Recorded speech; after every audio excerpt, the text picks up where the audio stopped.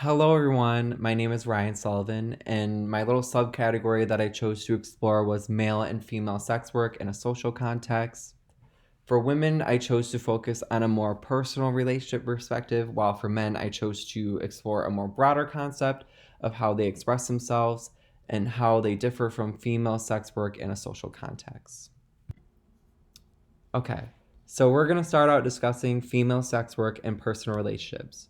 This relates back to the main topic because it provides a deeper meaning on female sex work and describes how it affects their personal relationships.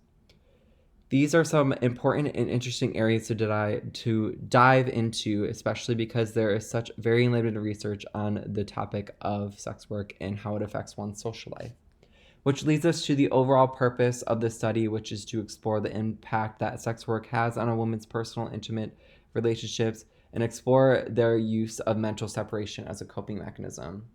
To explain mental separation more, they defined it as separating their work from their personal life in order to protect their relationships. Data was collected by giving an anonymous self-report questionnaire to 55 women working in an industry. The questionnaire included open and closed-ended questions, as well as 6 more women were interviewed to check the accuracy of the questionnaires. Here are some statistical results that were found in the questionnaires. About 78% of women reported sex work has a negative effect on their personal relationships and reported that the main causes were lying, trust, guilt, and jealousy. And about 51% of partners were aware of their sex work, and about 70% of female sex workers chose to remain single. The questionnaires and 6 interviews were combined, and it was found that there were a total of 5 negative impacts and 2 positive impacts. Sex work affects personal relationships in a negative way because of the stigma around sex work. The negative stereotypes create barriers that make it hard to start a relationship, where pragmatic issues arise from having sex with clients all day, that individuals in the profession won't want to have sex with their partner when they get home. Distrust also arises because sex workers feel the need to lie about their jobs to their partners, and sometimes their partners find out and a level of trust has been broken.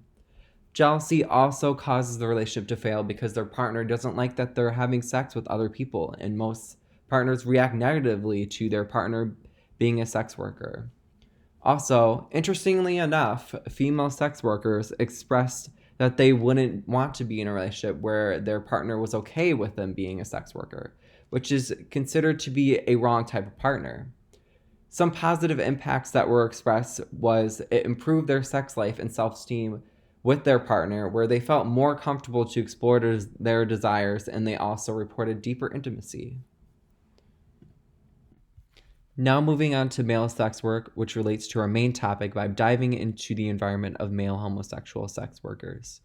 Like female sex work, it has extremely very limited research.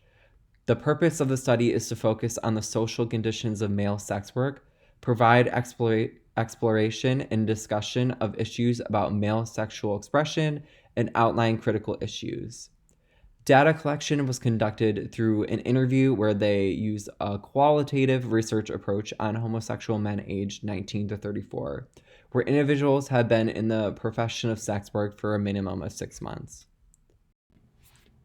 The collective of all the interviews pointed to 5 main points. Male sex workers believe they can capitalize on personal resources in order to make money and claim it as an acceptable way in which to prove one's masculinity.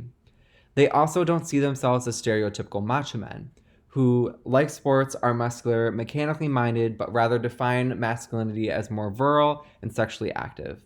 It was also found that male-on-male sex was seen to be a very masculine act. However, they may take on feminine elements or clothes in order to please clients. They also use male privilege to avoid stigma and being objectified.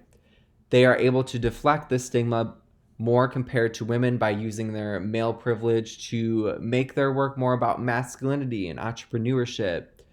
They also have different social expectations than female sex workers, and this is because female sex work and feminine expectations are not aligned with business aptitude and hypersexuality. Therefore, female sex work breaks the stereotypes for a woman, while male sex work doesn't. Lastly, workers in the field reported male sex drive was found to be a heavy force for commercial male sex, as well as a need for money. So, to sort of wrap this all up, I'm going to sort of mesh my subcategory conclusion with my groups.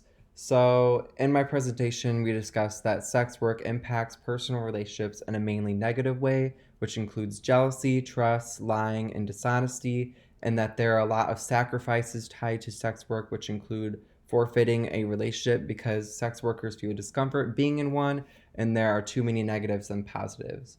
Even if their partners are accepting of their occupation, they still feel guilt and discomfort.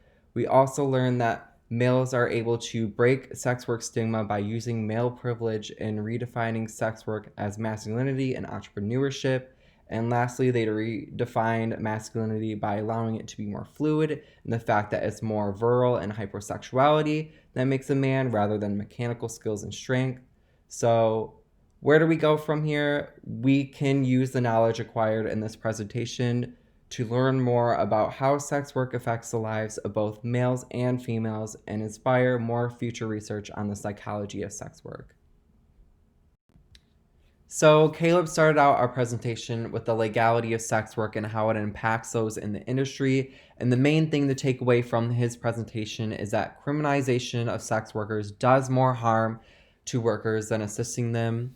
Jasmine's covered the underrepresented side of transgender sex work, and some things to take away from her presentation is that working as an openly trans sex worker exposes those individuals to a lot of dangers. Secondly, that sex work is a very understudied for non-cisgender individuals. And lastly, lots of research is only based on AIDS research and STDs from those transitioning from male to female. This information is useful in the way that it allows us to be less ignorant about sex workers and can help better the world by trying to sort of shed away from stigma and help normalize sex work for straight, gay, and transgender individuals. Well, that concludes our presentation, and I really hope you guys liked our topic, and I hope y'all learned something. Thanks for watching, and I hope you all have a happy holidays.